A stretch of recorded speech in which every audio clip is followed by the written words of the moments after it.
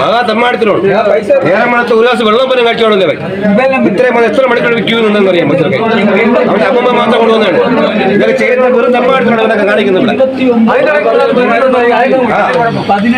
വേറെ ഇംഗ്ലീഷ് പോലെ വേറെ എഴുതാൻ വായിക്കാതെ പിടിച്ചിരിക്കുന്നത്.